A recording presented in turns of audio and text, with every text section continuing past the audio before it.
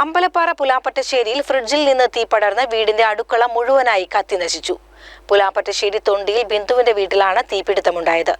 1 ലക്ഷം രൂപയിലധികം നഷ്ടം കണക്കാക്കുന്നു. വീട്ടിൽ ആരുമില്ലാത്ത സമയത്തായിരുന്നു തീപിടുത്തം. വെള്ളിയാഴ്ച രാവിലെ 11 മണിയോടെയായിരുന്നു സംഭവം. അടുക്കളയിലുണ്ടായിരുന്ന fridge, washing machine, grinder, mixie, പാത്രങ്ങൾ എന്നിവയെല്ലാം കത്തിനശിച്ചു.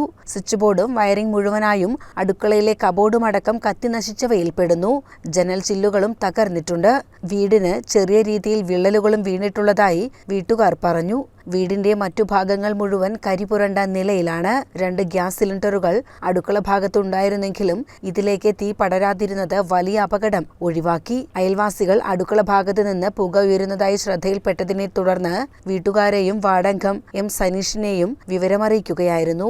ബിന്ദു ഒറ്റപ്പാലത്ത് ജോലിക്കും മകൻ അഖിൽ കോളേജിലേക്കും പോയിരിക്കുകയായിരുന്നു. ഇവരെല്ലാം സ്ഥലത്തെത്തി അഗ്നിരക്ഷാ സേനയെ വിവരമറിയിച്ചു.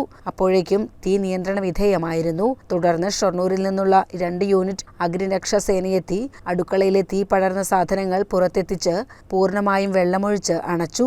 ഗ്യാസ് സിലിണ്ടറുകളും സുരക്ഷിത സ്ഥാനത്തേക്ക് മാറ്റി. ഫ്രിഡ്ജിൽ നിന്നുണ്ടായ ഷോർട്ട് സർക്യൂട്ടാണ് തീപിടുത്തത്തിന് കാരണമായതെന്ന് അഗ്നിരക്ഷാ സേന അറിയിച്ചു. സ്റ്റേഷൻ ഓഫീസർ AM ഫാഹിദിന്റെ നേതൃത്വത്തിലുള്ള സംഘമാണ് തീ പൂർണ്ണമായി അണയ്ക്കുന്നതിന് നേതൃത്വം നൽകിയത്. CCN ഒറ്റപ്പാലം.